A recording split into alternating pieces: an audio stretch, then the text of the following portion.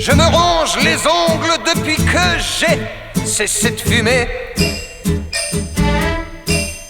Je n'y vois rien, je n'ai pas de lunettes, je suis fauché.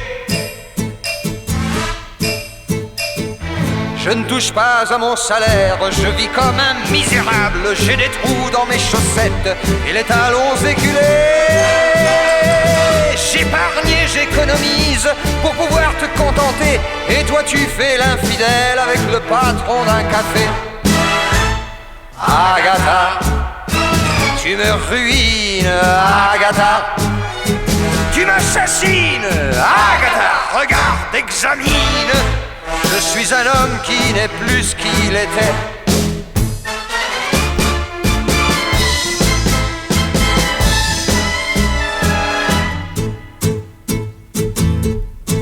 Ça fait 3 ans que je porte une chemise raccommodée. Et dans 3 ans, ce sera toujours la même que je porterai. Mon vieux costume bleu pétrole en a vu de toutes les couleurs. Il est devenu verdâtre, c'était celui de Pépé. Mon tailleur m'a dit: monsieur, je ne peux plus le retourner. Je l'ai déjà fait 6 fois, il faudrait le mettre dans un musée. Agatha, tu me ruines, Agatha.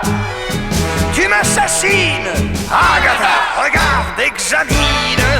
Je suis un homme qui n'est plus ce qu'il était.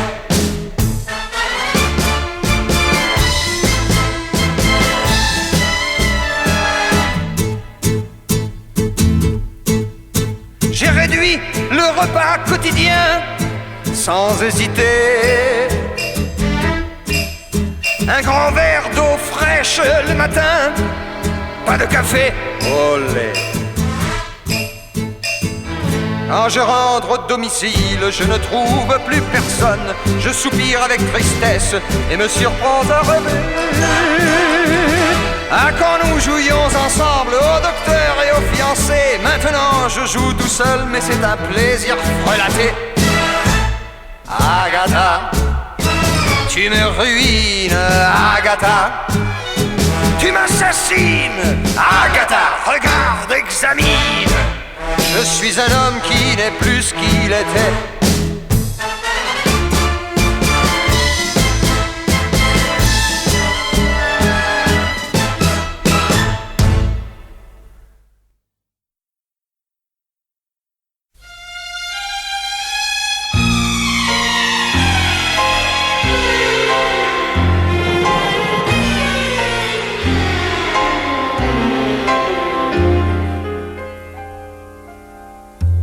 Un peu de brume, un peu d'automne,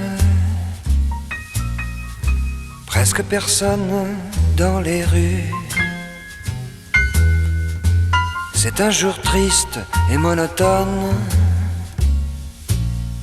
C'est un jour qui n'en finit plus. D'où vient cette mélancolie et ce silence autour de moi? Ce ne sont pas des gouttes de pluie dans mes yeux, car il ne pleut pas. On dirait un jour comme un autre, et c'est mon premier jour sans toi.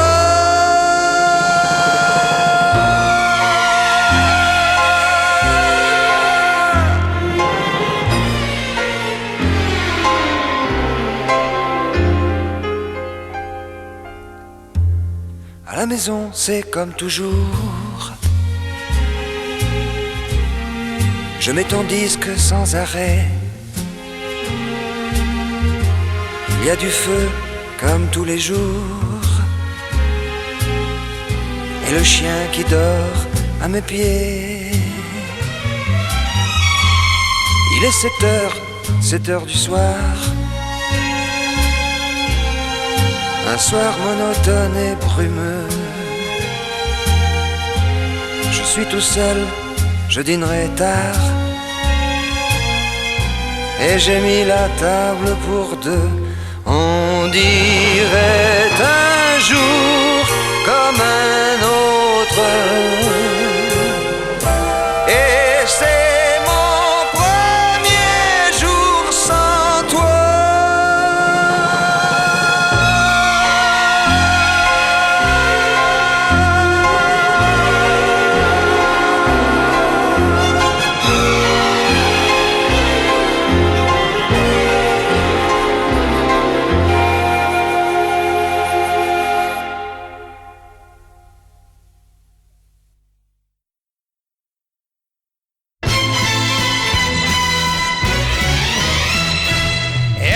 Pas eu de chance quand on y pense dans l'existence. Sa vie fut pathétique, problématique, pathologique. Cela devait commencer lors de son baptême, car sa tante d'Angoulême s'appelait Zoé. On la nomma donc Justine, pauvre gamine. On avait dans cette maison l'esprit de contradiction.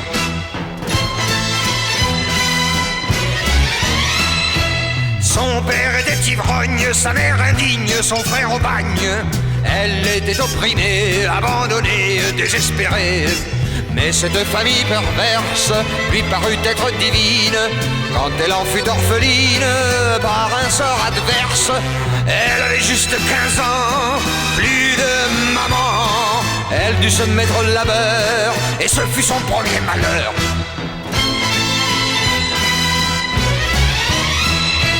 Mais le travail est triste, l'effort funeste, la sueur néfaste. Lasse de se morfondre et de se restreindre, elle voulut se vendre. Elle se mit à courir les rues des quartiers spécialisés, avec des robes sausées et des clins d'œil corrompus. Pour attirer les caves, elle devint lascive.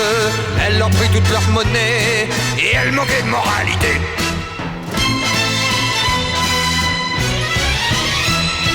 Mais c'était couru d'avance, elle n'eut pas de chance dans cette expérience. Car allant de mal en pire, un jour à Saint-Lazare, elle se trouva mère. Elle connut alors des temps d'inquiétude et de misère, car les enfants se suivirent extramatrimonialement. C'est alors qu'elle comprit que bien mal acquis ne profite jamais, et elle l'avait bien mérité.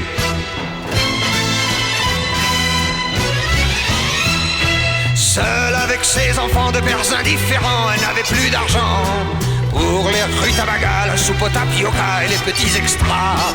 Elle voulut donc en finir avec cette vie précaire et dans un vieux monastère s'en alla pour y périr. Et elle avait au préalable geste abominable dans une station de métro abandonné ses marmots. Ceux-ci, comme on le pense, n'eurent pas de chance dans l'existence. Ils furent opprimés, excommuniés, homicidés. Ce fut une triste famille, sans intérêt.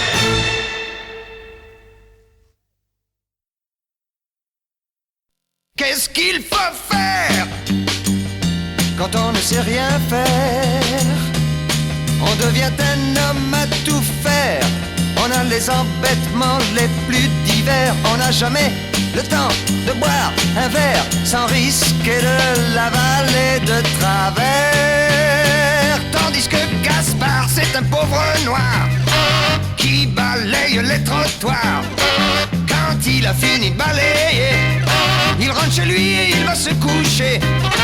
Margot, c'est une dactylo assise derrière son bureau. Elle se bourre de chocolat. Quand il n'y en a plus, elle va au cinéma. Et moi je passe mes journées à me déguiser. Je suis toutes les nuits debout sous la pluie. Je risque des mauvais coups et je n'aime pas ça du tout. Qu'est-ce qu'il faut faire quand on ne sait rien faire? On devient un homme à tout faire. On a les embêtements les plus divers. On n'a jamais le temps de boire un verre sans risquer de l'avaler de travers. Tandis que Jojo d'ici les Moulineaux, c'est un conducteur de métro. Quand il arrive au terminus, il va se promener en autobus. L'oncle du mari de ma belle-sœur travaille chez le cousin de ma mère. Le dimanche il fait la java avec le beau-frère du cousin de papa. Et moi je fais tour à tour le garde du corps, la voyante extra lucide. Et ça m'incommode et je dois me battre en duel. Et je trouve ça immoral. Qu'est-ce qu'il faut faire quand on ne sait rien faire? On devient un homme à tout faire. On a les embêtements les plus divers. On n'a jamais le temps de boire un verre, jamais le temps de faire un tour, jamais le temps d'aller dormir, ni de manger des petits fours.